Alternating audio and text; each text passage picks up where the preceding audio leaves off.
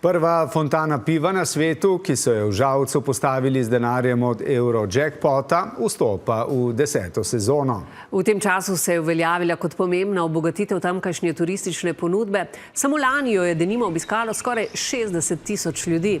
In čeprav uradnega odprtja letos še ni bilo, predvideno je za ta petek, so sodčki že polni, unikatni vrčki, ki jih je zasnoval priznani industrijski oblikovalec Oskar Kogoj, pa nared.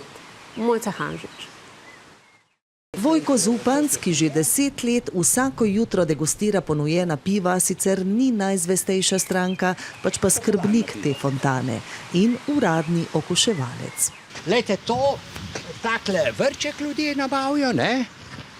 Spodaj čip in potem ta vrček samo vstavljate v te stebričke, pride lepo taka cevčica noter in natoči.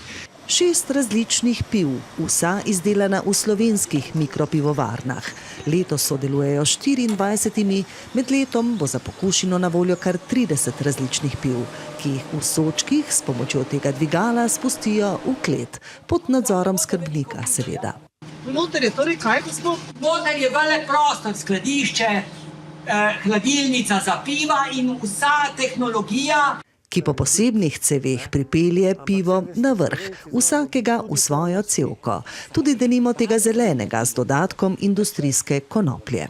Glede na to, da je tudi teh malih pivovarn ogromno, tu se predstavljajo, tudi kakšne zabave tule, to vem, da so.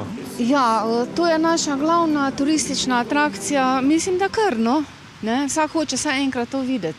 Samo lani so zabeležili skoraj 60 000 obiskovalcev. Največ je seveda domačih slovenskih gostov, drugače pa prihajajo do vse posod, tudi iz daljnih krajev, kot je recimo Južna Amerika, se pravi Brazilija, Argentina, potem v Evropi Nemčija, Češka, Poljska, Madžarska. Nekoč smo bili neznatni na turističnem zemljevidu Slovenije, danes smo pa že kar prepoznavni. In lažje potem tržiš tudi druge destinacije, če imaš eno tako trige, eno tako atraktivno točko, ki najprej privabi ljudi, pa še druge stvari zraven. In če morda niste vedeli, pivovarstvo ima pri nas kar dolgo tradicijo. Ohranjeni dokumenti namreč pričajo, da so pivo na naših tleh varili že v 13. stoletju. Danes pa Slovenija velja za 5. največjo proizvajalko hmelja na svetu.